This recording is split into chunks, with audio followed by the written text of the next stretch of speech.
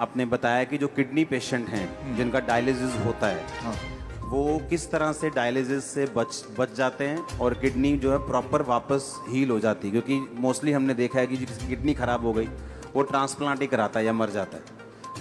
ये एक इम्पॉर्टेंट बात है जो मैं आपको बताना चाहता हूँ ताकि आप इसको उन लोगों तक पहुँचाएं जिनको इसकी ज़रूरत है। ऐसे बहुत सारे लोग हैं लाखों में जो हर दूसरे दिन या तीसरे दिन डायलिसिस कराते हैं।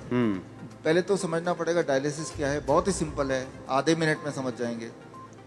आप जो भी कुछ खाते हैं पीते हैं उसमें कुछ चीज़ें बॉडी उपयोग में लाता है, एनर्जी में कन्वर्ट करता है, कुछ चीज़ें बॉडी यूज़ नहीं कर पाता है, तो आप यूरिन पेशाब के रास्ते उनको बाहर फेंक देते हैं। तो वो पेशाब कैसे बनता है, वो किडनी का काम होता है। उसके अंदर वो सारी चीज़ें हैं पेशाब में जो बॉडी को नहीं चाहिए, तो बॉडी ने उसको बाहर भेज दिया। क्रेटनाइन है, यूरिया है, यूरिक एसिड है, ऐसे बहुत सारी चीज़ें हैं, छोटे मोटे प्रोटीन हैं अलग अलग तरह के जो बॉडी को नहीं चाहिए। तो बॉडी ने पेशाब किया, आप बोलेंगे अरे मुझे पेशाब आ रहा है, तो वो किडनी ने बाहर भेजने का तैयारी कर ली है और आप गए और आपने अपने आप को हल्का किया, ठीक हो गया। ये तो हुआ नॉर्मल। आपका बॉडी खुद ही आपका डायलिसिस कर रहा है। डायलिसिस ये है, हमारा बॉडी हमारे अंदर की जो चीज़ जो हमें नहीं चाहिए वो बाहर फेंकने का रास्ता बनाया है, इसे कहते हैं डायलिसिस। यानी कि हमारे सबकी बॉडी करती है इसको। अगर वो करना बंद कर दे, किडनी अपना काम करना बंद कर दे, अब जब मैं पानी पी रहा हूँ और बॉडी को उनमें से कई सारी चीज़ नहीं चाहिए लेकिन बाहर का रास्ता बंद है, तो बॉडी क्या करेगा, गुब्बारे की तरह, बैलून की तरह उस पानी को, उस फ्लूइड को बॉडी में ही इकट्ठा होता रहेगा। ऐसे लोगों के पैर आप देखेंगे हाथी की तरह हो जाते हैं, सूज जाते पैर, हाथ सूज हाँ, जाते हैं, पैर हाथ सूज जाते हैं, गले मुंह सूज जाता है। तो क्या है, उनका जो यूरिन आउटपुट है, पेशाब या तो कम हो गया है या खत्म हो गया है। अगर आपसे बोलें कि एक दिन बिना पेशाब किए रहना है, इम्पॉसिबल, कितना दर्दनाक हो सकता है। और ऐसे लोग फिर मशीन की मदद लेते हैं। वो मशीन वो खींचता है खून में से वो ऐसे पानी जो खराब है और निकाल के बाहर करता है। इसका मतलब हर दूसरे दिन उसको ऐसा करना पड़ता है और दूसरे दिन तक बॉडी में पानी जमा रहता है। और जबकि बॉडी में पानी जमा रहेगा तो उसका हार्ट के ऊपर भी बोझ है, लंग्स के ऊपर भी बोझ है। हर दिन वो कमज़ोर होता जा रहा है, हर दिन वो मरता जा रहा है, डायलिसिस कराने के बावजूद भी या डायलिसिस कराने की वजह से भी, क्योंकि डायलिसिस भी किडनी को और फर्दर खराब करती है। तो अब आपको समझ आ गया कि प्रॉब्लम क्या है, डायलिसिस किसे कहते हैं, किडनी खराब होना किसे कहते हैं। ऐसे लोगों को पहचानेंगे कैसे, आप जब देखेंगे। हम कैसे पहचानते हैं ऐसा पेशेंट को, कोई रिपोर्ट की ज़रूरत नहीं है मुझे, आपको भी ज़रूरत नहीं है। आप सिर्फ ऊपर से नीचे देखेंगे, अगर पैर हाथ में सूजन है थोड़ा बहुत भी, तो समझ लीजिए कि किडनी फेलियर की तरफ आप बढ़ चुके हैं। लेकिन घबराने की बात नहीं है। पहली बात, जब सूजन होती है बॉडी में, पानी जम जाता है तो सांसें भी नहीं ले पाता है, मुश्किल से लेता है, तो ये भी गड़बड़ है। वो चलता है थक जाता है, ये भी गड़बड़ है। तो ये तो हो गया। अब करना क्या है, सोल्यूशन क्या है, आपके बॉडी के अंदर से पानी को निकालना है। उसके लिए बड़ा आसान गॉड का दिया हुआ सोल्यूशन आपके पास ही है इसी वक्त। तीसरा kidney, third kidney. Third kidney किसे कहते हैं, आपका स्किन, सबसे बड़ा बॉडी का ऑर्गन। आपके स्किन में देखेंगे छोटे छोटे छेद हैं, है ना। तो ये जो छेद हैं, ये छेद से पसीना निकलता है। आप पसीने का एक बूंद लीजिए, पेशाब का एक बूंद लीजिए, दोनों को लैब में ले जाइए। अब पूछिए कि इसमें क्या है। पेशाब के एक बूंद में क्रेटनाइन, यूरिया, यूरिक एसिड, वो सारा कुछ मिलेगा जो पसीने के एक बूंद में मिलेगा। अच्छा, हाँ, यानी कि पसीना और पेशाब सेम है, अलग अलग नहीं है, बिल्कुल सेम है। केमिकल कॉम्पोजिशन दोनों का सेम है, उसमें भी सोडियम है, उसमें भी सोडियम है, उसमें भी पोटेशियम, उसमें भी पोटेशियम है। आपका पसीना एक तरह से बॉडी का पेशाब का ही एक और फॉर्म है।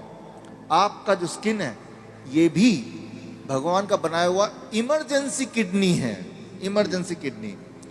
तो उस इंसान का जिसके दोनों किडनी खराब हो गए, अब क्या करेंगे, ये जो स्टेपनी है, मैं इसको स्टेपनी बोलता हूँ। आपकी गाड़ी का एक टायर पंचर हो गया, आप स्टेपनी यूज करते हैं ना, तो हम बोलते हैं कि ये स्किन को यूज कर लो, स्किन से बाहर निकाल दो।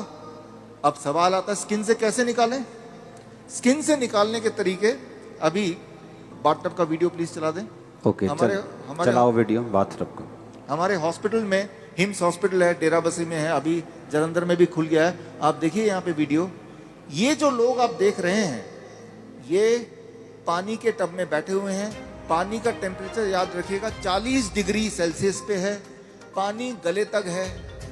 गले तक पानी अगर हो, उसका टेम्परेचर अगर 40 डिग्री सेल्सियस मेंटेन कर पाएं, और ये लोग अगर 2 घंटे बैठ पाएं, तो 2 घंटे के अंदर 2 घंटे सुबह शाम के एक बार या फिर 1-1 घंटा 2 बार। अच्छा, ऐसा करने से, ये सारे किडनी पेशेंट हैं, ये वो पेशेंट हैं जो हर दूसरे तीसरे दिन डायलिसिस कराने जाते थे, लेकिन अब वो जाते नहीं हैं।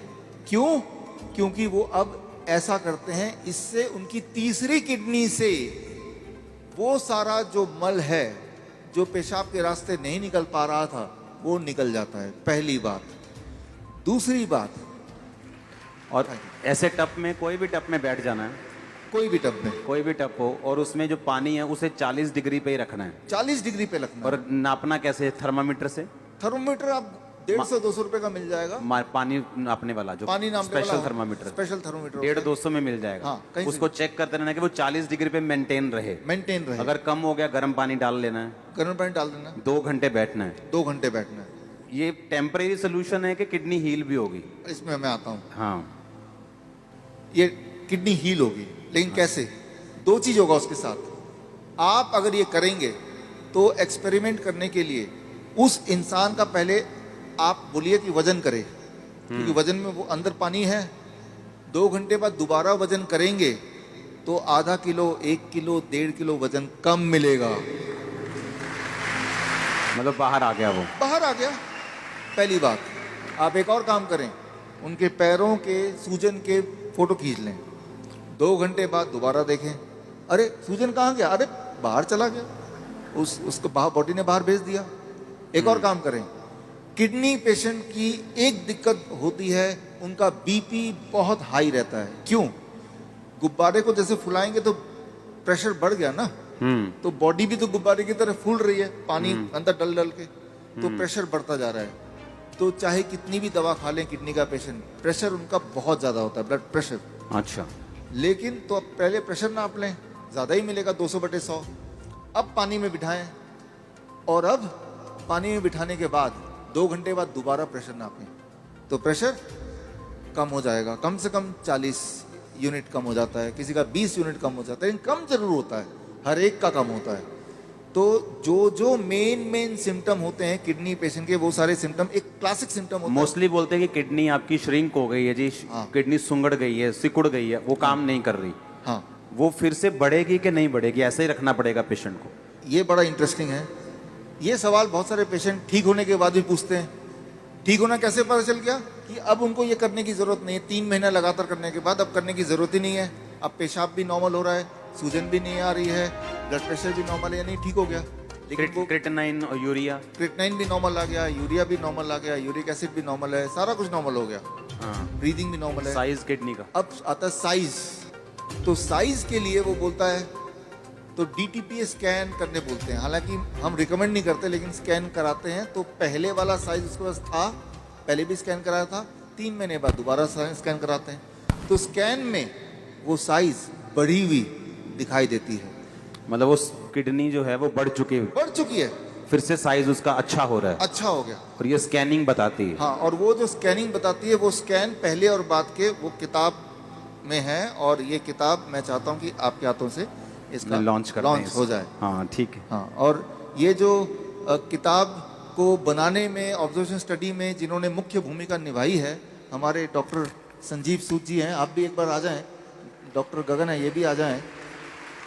दयानंद आयुर्वेदिक कॉलेज में इन्होंने हमारे साथ मिलके हमें मदद करते हुए इस चीज़ को दुनिया तक पहुंचाने के लिए काम किया। प्लीज़ आ जाएं।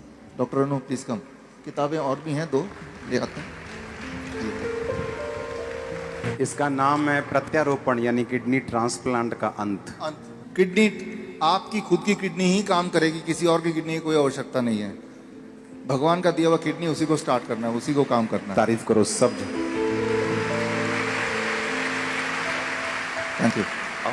Thank you, thank you. अच्छा, हमने कितने ऐसे लोग आपके लोग मोहल्ले में ऐसे आपने देखे होंगे जो किडनी ट्रांसप्लांट नहीं करा सकते, डायलिसिस नहीं करा सकते, मर जाते हैं। देखे कि नहीं देखे? चर्च में हील होते हमने देखे हैं, लेकिन जो बहुत से लोग हैं जो यीशु मसीह को नहीं जानते, हमने हॉस्पिटल्स में देखा है। मेरे फ्रेंड्स हैं जो हॉस्पिटल्स चलाते हैं चैरिटेबल, वो बताते हैं कि किडनी पेशेंट किस तरह से आते हैं और उनके पास मशीन्स नहीं है, उनके पास स्ट्रक्चर नहीं है और लोग ऐसे ही मर रहे हैं। और देखो, जब डाइट का जिक्र होता है तो यकीन नहीं होता कि डाइट से कैसे कोई हील हो सकता है, और ये भी यकीन नहीं हो रहा कि बाथटब में बैठ के या ऐसे ऐसे करके कैसे कोई हील हो सकता। और उसको खाना क्या है किडनी पेशेंट को? सेम DIP डाइट प्लस ये जो मैंने बताया, ये 2 घंटे बैठना है। 2 घंटे बैठना है। कई बार लोग 2 घंटे नहीं बैठ पाते, तो 1 घंटा करके 2 बार बैठ लिया। कई बार 1 घंटा भी नहीं बैठ पाते, चलो 40 मिनट करके 3 बार बैठ गए। 2 घंटे का आपको रूटीन पूरे दिन भर में 2 घंटे बैठते ना, तो यहाँ से जितने पोर्स हैं तब जाके पूरा निकलता है। ये एक रूटीन बनता है। और 3 महीने बाद फिर उसकी किडनी अपने आप काम भी करना शुरू करती है। अपने आप काम करना शुरू करती है, तो फिर ये बंद कर देना है। डाइट चलेगा जिंदगी भर, डाइट चलेगी, हाँ, इसको बंद कर देना है। ये बंद हो जाएगा, ये बंद हो जाएगा और पेशेंट नॉर्मल रहेगा। पेशेंट अब वो पेशेंट ही नहीं है, अब वो पेशेंट नहीं। अब पेशेंट नहीं है, वो आप और हम जैसे हैं।